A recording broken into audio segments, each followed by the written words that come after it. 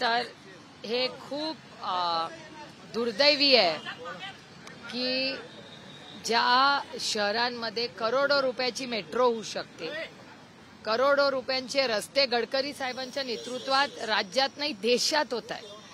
गडकरी साहेबांकडे कधी आम्ही कामानी गेलो की गडकरी साहेब कधीच नाही म्हणत नाहीत. आणि या देशात म्हणजे बारामती लोकसभा मतदारसंघामध्ये सगळ्या टीमच्या पाठपुराव्यामुळे आज एवढा मोठा रस्ते तुम्ही सगळेच बघताय झालेले आहेत. चांदणी चौकातला तो मोठा लिंक झाला असेल, त्याच्यानंतर आपला एवढे मोठे रस्ते सगळेच बारामती लोकसभा मतदारसंघाच्या प्रत्येक तालुक्यात करण्यात आम्हाला सगळ्यांना एक टीम म्हणून यश आलेलं आहे. आणि दुर्दैव आहे की 1-1.5 किलोमीटरचा रस्ता हे बनेश्वरचे सगळे आमचे लोक हे आलेत. हे सगळ्यांचं आस्थेचं ठिकाण आहे. गेले 6 महिने आम्ही फॉलोअप करतोय की या रस्त्यावर तुम्ही काहीतरी डागडुजी तरी करा. तर हे दुर्दैवाने सरकार डागडुजी पण करायला तयार नाही. त्यांचं म्हणणं आहे आमचा पीएमआरडीएचा मोठा प्लॅन आहे.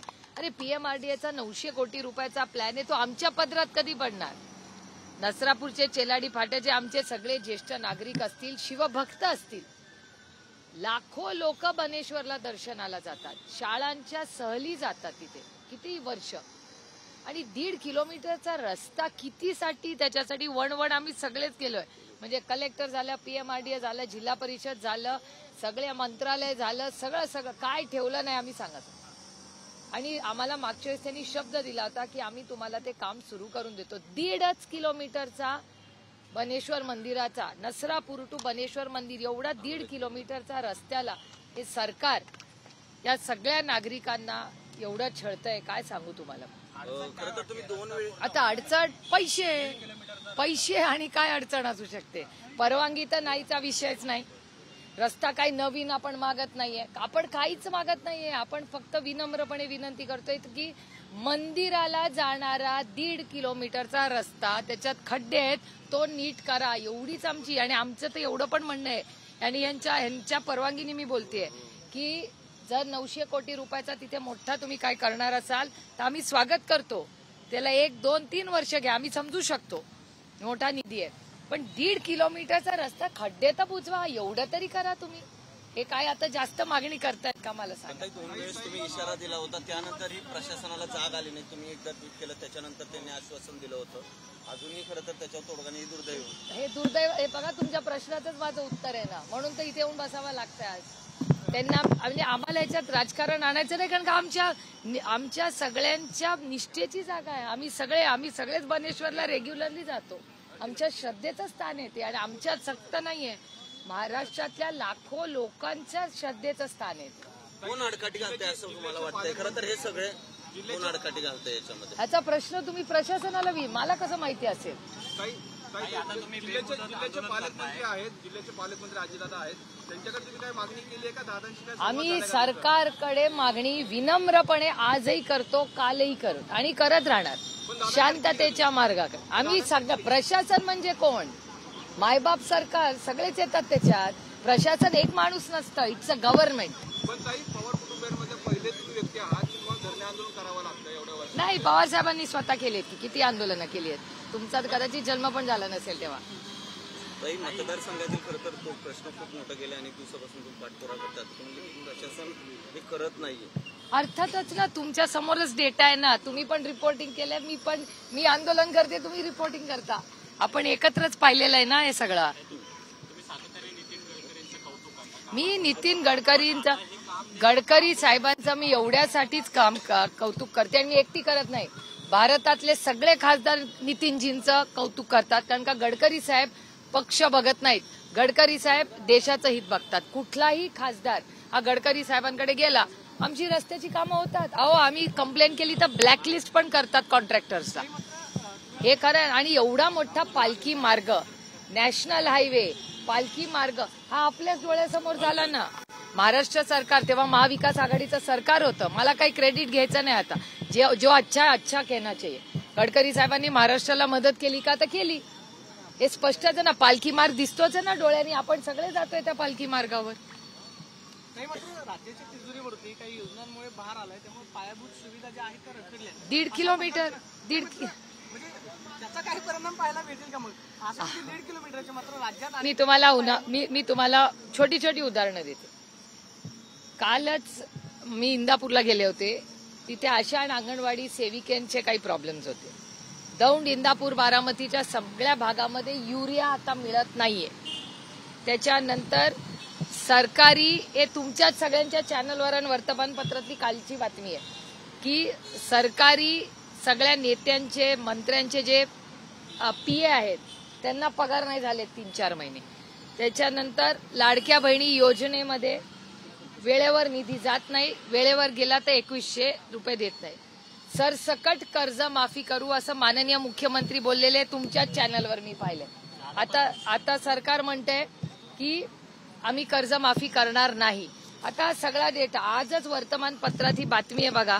प्राधिकरणाची जमिनीचे दर, आता हे जमीन किती हेक्टर विकणार आहेत? 22,000 हेक्टर जागे विक्रीतून निधी उभा करणार. म्हणजे सरकारी जमीन 22,000 हेक्टर निधी उभारणी. याचा अर्थ काय? सिग्नल काय देताय तुम्ही आम्हाला की निधी उभारण्यासाठी? इंग्रजीमध्ये एक म्हण आहे, when do sell your family silver. घरात महिला सोनं आणि चांदी जेव्हा पैसे असतात तेव्हा का विकत घेऊन ठेवतात? की अडचणीच्या काळात सोनं आणि चांदी विकू. जमीन ही इन्व्हेस्टमेंट आहे की नाही? ती विकताय एवढी मोठी 1000 एकर जमीन. याचा अर्थ काय? की सरकारकडे पैसे, आणि धोरणात्मक सरकार पण मान्य करतंय ना. त्यामुळे मला कन्फ्युजिंग असं झालंय की बजेट जेव्हा होतं, आणि कुठल्याही देशाचं, राज्याचं, मी काही कुठल्या व्यक्तीबद्दल बोलत नाही, मी सरकारबद्दल बोलते. आता गेले अनेक वर्ष बारामती लोकसभा मतदारसंघाच्या लोकांच्या आशीर्वादानं मिळालं, दिल्लीला जायची संधी मिळाली. आणि त्याच्यामुळे हे फायनान्स, मी ना फायनान्स एक्सपर्ट ना इकॉनॉमिस्ट, पण कानावर पडून अभ्यास करून एवढं तर आपल्याला सगळ्यांनाच कळतं की बजेट जेव्हा होतं त्या बजेटमध्ये अनेक गोष्टी सांगितल्या जातात. मग जर एवढे निधी पैसे बजेटमध्ये अनाऊन्स झाले तर मग ही ज्या फिस्कल डेफिसिट, तुम्हाला आठवत असेल FRBM ऍक्ट आणि फिस्कल डेफिसिट बद्दल मी किती वेळा बोललेले. आता जर FRBM ऍक्टच्या प्रमाणे फिस्कल डेफिसिट मॅनेजमेंट करायचं असेल तर हे विकावं लागतंय. याचा अर्थ फिस्कल डेफिसिट मॅनेजमेंट होत नाहीये ना. नाही तर कशाला जमीन विकायला लागली असती? आता तर बजेट झालंय ना महाराष्ट्राचं आणि देशाचं. तुम्ही पुरंदर विमानतळाची तरी गेलते, तिथे शेतकऱ्यांचा खूप मोठ्या प्रमाणात विरोध आहे विमानतळाला. नाही, मी सातत्याने सगळ्यांना विनंती करते की चर्चा करा लोकांची. शेतकऱ्यांना कॉन्फिडन्स द्या. म्हणजे बारामतीला पण एक रस्ता चाललाय, बारामती फलटण. तिथले काही शेतकऱ्यांचे प्रश्न आहेत. आज 3 वाजता कलेक्टर ऑफिसला येणार आहेत ते. शेतकऱ्यांना विकास हवाय, लोकांना विकास हवाय. विकासाच्या विरोधात आम्ही कोणीही नाही. आमची एवढीच अपेक्षा आहे की थोडा कॉन्फिडन्स द्या लोकांना. आता तुमच्या घराच्या इथे जर एअरपोर्ट होणार असेल तर तुमची अपेक्षा नाही का की सरकारने यावं, तुम्हाला न्याय द्यावा? बाबा काय पैसे देणार? काहीतरी चर्चा तर झाली पाहिजे. रेटून कसं चालेल? आणि हा देश कुणाच्या मनमानीनी चालत नाही, तो संविधानानेच चालतो. धरणे आंदोलन कधीपर्यंत करणार आणि काय तुमचं? खरं तर आता आम्ही उठणार नाही. 1, 2, 3 आणि 4 आम्ही काय उठत नाही जोपर्यंत बनेश्वरच्या रस्त्याची वर्क ऑर्डर किंवा काहीतरी धोरणात्मक निर्णय होत नाही. आम्ही एवढं फार फसलो आम्ही या सरकारकडून. आणि आम्हाला बनेश्वरच्या रस्त्याबद्दल आम्ही खूप वेळा विश्वास ठेवून सहकार्याची भूमिका ठेवली. ते आम्हाला म्हणले रस्त्याचं काम सुरू करतो, बरं चला तुम्ही तुमच्यावर विश्वास ठेवू. असं किती वेळा आमचा आता विश्वासघात झालाय. आणि मी कुठल्या तोंडाने यांना सांगू? आता यांनी मला विश्वास देऊन मला मतदान केलं ना. ते मला काय मागतायत? 1.5 किलोमीटरचा रस्ता करून द्या. स्थानिक आमदार आहेत ना, ते आमदारांना विचारा बाबा, मला नाही माहिती. मी ते तो प्रश्न तुम्ही त्यांना विचारा. मी दुसऱ्याबद्दल नाही बोलायला आले. मी बनेश्वर ही आमच्या मंदिर आहे, आमच्या सगळ्यांचा श्रद्धेचं स्थान आहे. 1.5 किलोमीटरचा रस्ता करा एवढीच विनम्र विनंती करायला शांततेच्या मार्गाने आम्ही सगळे इथे बसलेलो आहोत. राजकीय प्रश्न आहे. राज्यातल्या राज्यमंत्र्यांना जे आहे ते कॅबिनेट मंत्र्यांनी त्यांचे अधिकार दिले नाही. एकमेव खातं असं आहे की देवेंद्र फडणवीसांनी त्यांच्या गृहाच्या राज्यमंत्र्यांना त्यांचे अधिकार दिले. राज्यमंत्र्यांची नाराजी मुख्यमंत्र्यांपर्यंत पोहोचलेली आहे की कॅबिनेट मंत्र्यांना राज्यमंत्र्यांचे अधिकारच दिलेले नाही. त्यामुळे आता मुख्यमंत्री कार्यालयाला माहिती मागावी लागते. स्वतःच्याच मंत्रिमंडळामध्ये जर मुख्यमंत्री कार्यालयाला माहिती मागावी लागत असेल तर काय आलेलं चाललं नाही असं म्हणायचं? मला असं वाटतं या प्रश्नाचं उत्तर तुम्ही माननीय मुख्यमंत्र्यांना विचारा. एक आंतरराष्ट्रीय प्रश्न आहे. जे अमेरिकेचं धोरण पाहायला मिळते त्याच्यामुळं देशाच्या काय आपल्या अर्थव्यवस्थेवरती परिणाम पाहायला मिळतोय की अमेरिकेनं चीनवरती जवळपास 104% कर जो आहे तो लादलेला आहे, त्याचे परिणाम आपल्याला आंतरराष्ट्रीय स्तरावरती पाहायला मिळतात. देशात काय परिणाम मिळतो? मी तुम्हाला किती दिवस सांगतेय, ज्या दिवशी टॅरिफची अनाउन्समेंट झाली त्याच्या आधीपासून मी पार्लमेंटमध्ये बोलले की एक हाय पॉवर कमिटी सेटअप करा. आज तुम्ही बघता, आज पहिल्यांदा वाणिज्य मंत्री हे स्टेक होल्डरशी बोलणार आहेत. आज पहिल्यांदा हे मी पार्लमेंटमध्ये बोललेले आहे की वाणिज्य मंत्र्यांनी पहिलं सगळ्या या जे स्टेक होल्डर्स आहेत, इम्पोर्टर्स एक्सपोर्टर्स, जे पॉलिसी आहे ज्यांना डायरेक्ट इम्पॅक्ट होतो टॅरिफचा, त्या सगळ्यांना बोलवा. आणि त्याचबरोबर महाराष्ट्रात आपण जिथे बसतोय त्या पुण्यात विजय केळकर आहेत, याच पुण्यात अजित रानडे राहतात. ही सगळी एवढे जे एक्सपर्ट्स आहेत हे सगळे एक्सपर्ट्स महाराष्ट्रात आहेत. तर बोलवा ना या तज्ज्ञांना, घ्या ना कमिटी करा आणि टॅरिफवर डिस्कशन करा. तुम्ही बघा सिंगापूरच्या प्रधानमंत्र्यांनी किती पारदर्शकपणे भाषण केलंय, ते जरूर प्रत्येक व्यक्तीने ऐकलं पाहिजे. आणि त्यांचा टॅरिफ 10% आहे, आपण 27ला आहोत, तरी त्यांनी पारदर्शकपणे पॉलिसी केलेली आहे. तशीच आपण तातडीने करणं गरजेचं आहे. आणि आज पण मार्केट कोलॅप्स झालंय. मी 1 महिन्यापूर्वी पार्लमेंटमध्ये माझ्या भाषणात बोलले होते, मी पुन्हा सांगते, मी तज्ज्ञ नाही, ना फायनान्स ना इकॉनॉमिक्स, पण जर मला कळू शकत होतं की मार्केट क्रॅश होणार आहे तर सरकारला नाही का लक्षात आलं?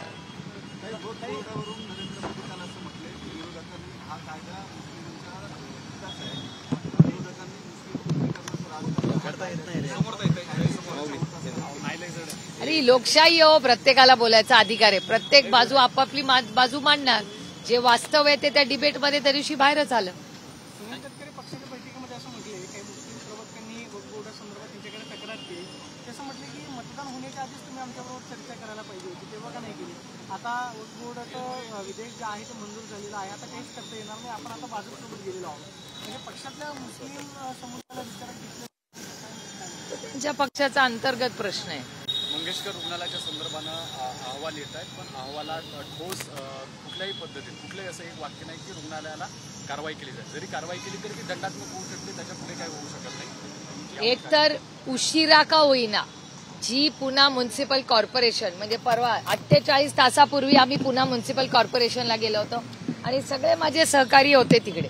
माझ्या सगळ्या सहकाऱ्यांनी त्यांना सांगितलं की एखाद्याचा 5-7 हजार रुपये जर टॅक्स भरला नाही तर त्याच्या घराच्या बाहेर जाऊन हीच पुणा म्युन्सिपल कॉर्पोरेशन बँड वाजवते. करेक्ट?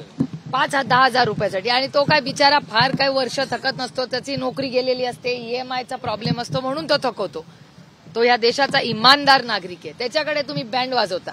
आणि 27 कोटी रुपये उडवले, तिथे तुम्ही काही शब्द पण काढत नाही. आणि तेव्हा आम्ही सगळ्यांनी सांगितलं होतं एकत्रपणे की जर तुम्ही 48 तासात काही ऍक्शन घेतली नाही तर आम्ही आंदोलनाची तीव्रता वाढवू. आणि आज निर्णय उशिरा का होईना, पुणा म्युन्सिपल कॉर्पोरेशन हल्लं, देव पावला बाबा, रामकृष्ण हरी. म्हणजे उशिरा का होईना, त्या दिवशी आपण या सगळ्यांनी मिळून इशारा दिला म्हणून 48 तासाच्या आत नोटीस तर गेली. हाच कारभार आहे त्या पुणा म्युन्सिपल कॉर्पोरेशनचं. दुर्दैव आहे. मी जड अंतःकरणातून नाही म्हणते, कारण का मला नाही कॉर्पोरेशनवर उगाच नावं ठेवत बसायची, पण काय करणार अशा परिस्थितीत. आणि तुम्ही जे म्हणला की मी त्या फॅमिलीकडे जाऊन आलेले आहे, आम्ही सगळेच एकत्र गेलेलो आहोत. मी डिटेल्स शेअर करणार नाही, कारण का त्या कुटुंबाची प्रायव्हसीचा आपण मान सन्मान केला पाहिजे. पण एक गोष्ट पारदर्शकपणे प्रकर्षाने सातत्याने बाहेर येते की डॉक्टरची तर चुकी आहे. आणि मी आजही म्हणते की ती हत्याच आहे, कारण का 5.5 तास ती बाई तिथे कळा देत होती, तिला ब्लिडिंग होत होतं, या सगळ्याचा प्रूफ आहे. तरी तुम्ही दुसऱ्या हॉस्पिटलमध्ये तयारी करून तिला पाठवता, मग ही हत्याच आहे ना. हा पहिला मुद्दा. दुसरा मुद्दा, 4-5 ऍडमिनिस्ट्रेशनचे लोकही त्याच्यात इन्व्हॉल्ड आहेत. त्याच्यामुळे डॉक्टर आणि ऍडमिनिस्ट्रेशन मेक्स द हॉस्पिटल. याचा अर्थ हॉस्पिटल त्याला जबाबदार आहे का? आहे. त्यांना सुटका, कुणालाच सुटका नाही. जो त्याच्यात इन्व्हॉल्व्ह आहे त्याला सुटका नाही, त्याला माफी नाही. संचालकांवर गुन्हा दाखल व्हावा का? मला असं वाटतं की माननीय मुख्यमंत्री आतापर्यंत त्यांनी ऍक्शन घेतलेली आहे. माझी अपेक्षा आहे आणि अतिशय विनम्रपणे महाराष्ट्राच्या माननीय मुख्यमंत्र्यांना मी विनंती करते की आतापर्यंत कोणीही त्याच्यात राजकारण आणलेलं नाही. आम्ही या राजकारण आणू इच्छित नाही. तुम्ही त्या कुटुंबाला न्याय द्या आणि असं परत ह्या छत्रपतींच्या महाराष्ट्रात होणार नाही याच्यासाठी एक हाय पॉवर्ड कमिटी करा, तज्ज्ञ घ्या त्याच्यात आता राजेश टोपे जरी विरोधी असले तरी कोविडच्या काळात अतिशय उत्तम त्यांनी काम केले. नागपूरमध्ये बंग फॅमिली आहे, विदर्भात अतिशय उत्तम हेल्थमध्ये काम करतात. त्यांचं माझं काय म्हणणं आहे, हे जे एक्सपर्ट्स आहे, राजकारण बाजूला ठेवून एक ऑल म्हणजे सगळ्या विचारांची एक चांगली, ज्यांनी चांगलं काम मेडिकलमध्ये केलेलं आहे, अशा सगळ्या लोकांची एक 8-10 लोकांची कमिटी करा आणि पुढच्या एक 15-20 दिवसात एक उत्तम हेल्थ पॉलिसी द्या आणि एक SOP द्या प्रत्येक हॉस्पिटलला. हे म्हणतात ना काय ते इलेक्शनच्या वेळेस म्हणत होते, काय दूत म्हणायचं, काहीतरी दूत, आरोग्य दूत, तो आरोग्य दूत वगैरे आहे, तुम्ही द्या गॅरंटी. सरकार आहे ना दिलदार, मायबाप सरकार आहात ना तुम्ही, मायबाप सारखे वागा ना. प्रत्येक हॉस्पिटलला टार्गेट द्या की बाबा इतकं कोणी ह्या परिस्थितीत आलं तर पैसे नसले तर लगेच आत घ्या, काय पडलं सरकार उभं राहील त्यांच्याबरोबर. सरकार कशासाठी आहे मग? आरोग्य दूत म्हणता ना, एवढी मोठी स्कीम तुम्ही म्हणता, मग ती इम्प्लिमेंट का होत नाही? ती कागदावरच आहे. नाही, इन्क्वायरी करून गुन्हा हा दाखल झालाच पाहिजे कुणाच्याही विरोधात. मग माझ्याकडून चूक झाली तर ती माझ्यावर पण झाली, मला एक हिअरिंग द्या, तसं त्यांना एक हिअरिंग द्या. माझं अजिबात म्हणणं नाही, त्यांचीही बाजू ऐकून घ्या. माझं म्हणणं, हा देश, हे सगळी इन्क्वायरी संविधानाच्या चौकटीतून झाली पाहिजे. सर्वोच्च न्यायालयाच्या एका सुनावणीमध्ये राज्यपालांनी राजकीय हेतूने प्रेरित होऊन निर्णय घेऊ नये तामिळनाडू, तर याचा परिणाम महाराष्ट्राच्या राजकारणावर होईल का? महाराष्ट्राच्या नाही हो. राज्यपाल कोश्यारींचं वर्तन पाहिलं किंवा त्यांनी घेतलेले निर्णय असतील, ते तुमचा पक्ष असेल किंवा मग शिवसेना पक्ष असेल, त्यांच्या बाबतीत काय वाटतं? आमचं नाही, जिथे जिथे केंद्र सरकारच्या विरोधी विचाराचे सरकार राज्यांमध्ये, तिथे हा प्रॉब्लेम दिसतोय. म्हणजे हा तामिळनाडूत दिसतो, महाविकास आघाडीचं सरकार असताना ज्याचा उल्लेख तुम्ही केला, वेस्ट बेंगॉल, या अनेक ठिकाणी आपण पाहिलेला आहे आणि डेटा आहे. आणि तामिळनाडूची जी काल जी ऑर्डर आली आहे ती आपण सगळ्यांनीच वाचलेली, आणि त्याच्यात काही आश्चर्य नाही. मी कोर्टाचे विनम्रपणे आभार मानते. राज्याचे कृषी मंत्री माणिकराव कोकाटेंनी जे विधान केलं, रामकृष्ण हरी. काल बैठकीला मात्र उशिरा आले, काही मुद्द्यांवर